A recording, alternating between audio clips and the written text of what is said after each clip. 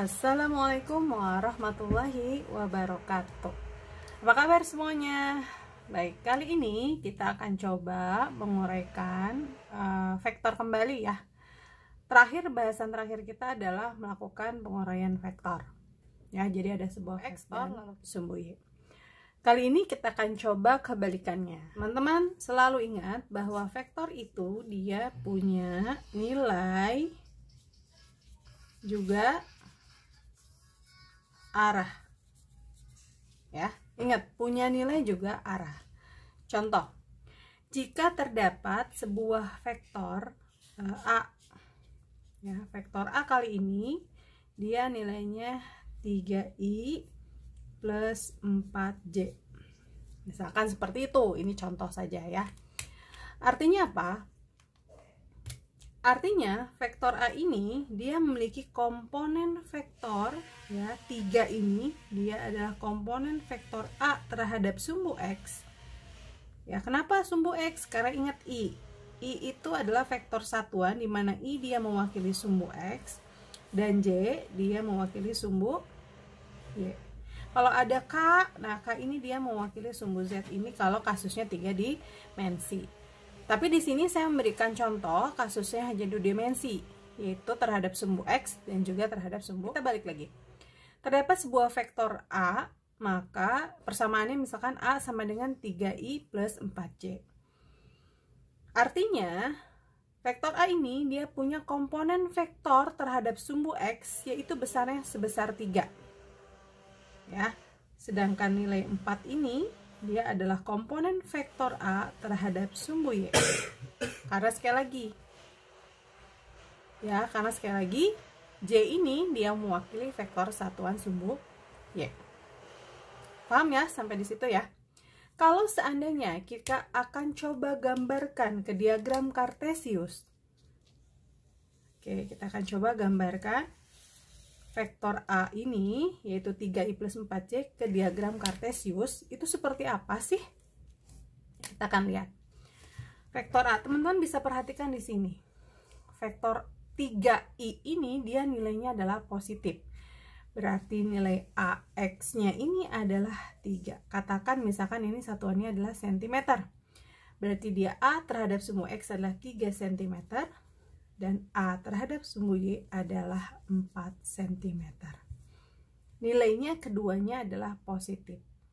Berarti kalau kita gambarkan ke diagram Kartesius, ini ada sumbu X, ini ada sumbu Y. Ya, ingat, kalau positif dua-duanya dia ada di kuadran 1 atau daerah 1. Kalau saya gambarkan seperti ini misalkan.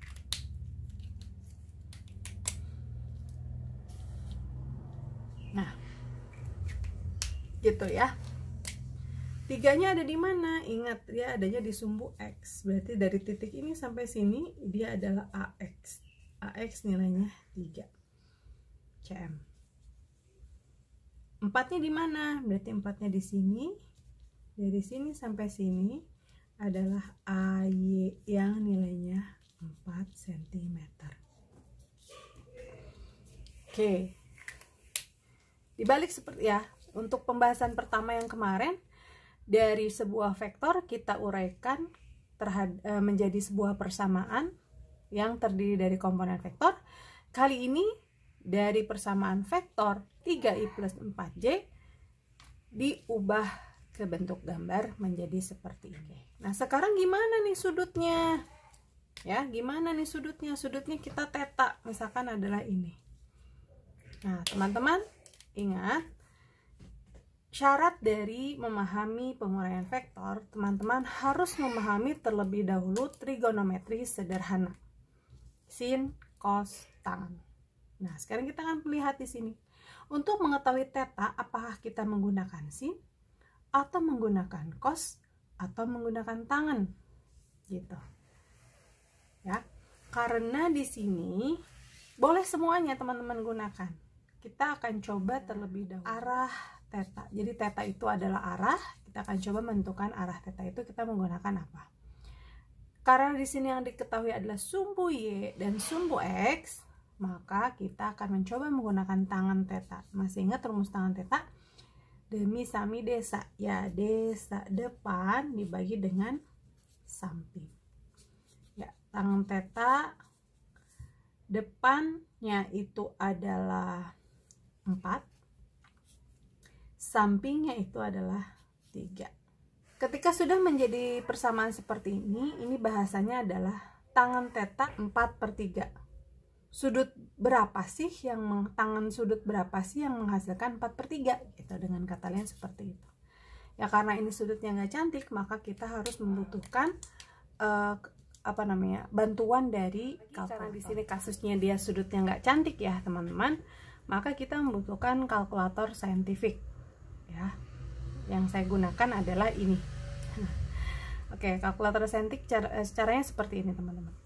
Karena ini kita mau melihat anti tangannya, maka teman-teman pijit shift, lalu pijit tan, kurung buka, 4 dibagi 3, kurung tutup, lalu enter sama dengan.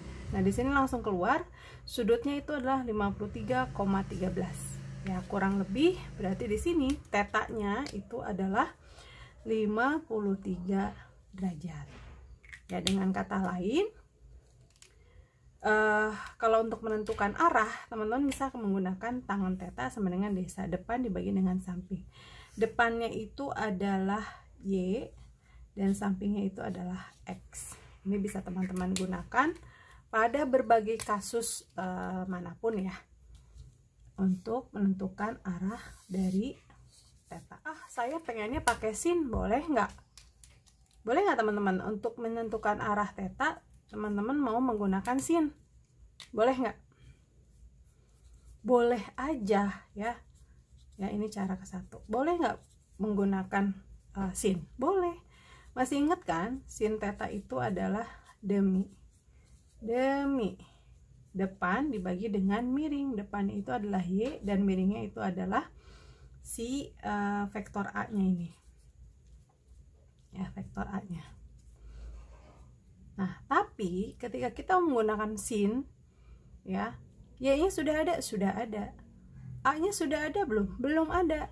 Nah, inilah teman-teman pekerjaan lainnya. Kalau teman-teman menggunakan sin, harus mencari besar A nya terlebih dahulu, karena di sini tidak diketahui gitu. Gimana caranya? Nah, caranya teman-teman menggunakan Pitagoras ya. Pitagoras adalah sumbu X kuadrat ditambah Y kuadrat gitu. Berapakah nilainya? X nya itu adalah 3 kuadrat ditambah 4 kuadrat ya. 3 kuadrat adalah 9 ditambah 16, akar dari 25 adalah 5 cm. Sudah ketemu. Nah, coba kita akan gunakan sin teta itu sama dengan Y per A. Y nya berapa nilainya? Y nya nilainya adalah 4. A nya berapa nilainya? A nya itu nilainya adalah 5. Menggunakan, nah karena ini sudutnya nggak cantik seperti yang tadi, maka kita membutuhkan bantuan dari kalkulator lagi ya. Karena kita mau mencari antisinnya, maka tulis shift, pijit shift, lalu sin, kurung buka, 4 dibagi dengan 5, kurung tutup sama dengan. Nah, kalau teman-teman perhatikan, hasilnya akan sama, 53 derajat. Pakai cos bisa nggak? Pakai cos bisa ya, tapi ingat, untuk pakai cos, teman-teman ingat rumus cos, demi, sami ya. Kosinus theta adalah samping dibagi dengan miring. Sampingnya adalah X, miringnya adalah A. Hasilnya akan sama ya. Jadi intinya ketika menentukan arah, teman-teman boleh menggunakan sinus, kosinus, atau tangan. Tetapi di berbagai banyak buku ini kebanyakan menggunakan tangan theta. Ya, kenapa? Karena di sini ketika persamaan ini ada, di sini diinformasikan ada AX dan ada Y, ada X dan ada Y. Untuk komponen X dan Y-nya bisa langsung teman-teman menggunakan rumus tangan. Tidak perlu lagi mencari sisi miring yang seperti ini. Ya, jadi memudahkan. Baik, kali ini berarti teman-teman sudah bisa memahami vektor komponen itu apa, bagaimana cara menguraikan vektor jika terdapat kasus vektor yang diketahui besar dan nilainya, dan bagaimana yang ketiga teman-teman bisa membuat gambar vektor dari persamaan vektor yang ada dan juga menentukan arahnya. Ya, jika ada pertanyaan silahkan di komentar. Assalamualaikum warahmatullahi wabarakatuh.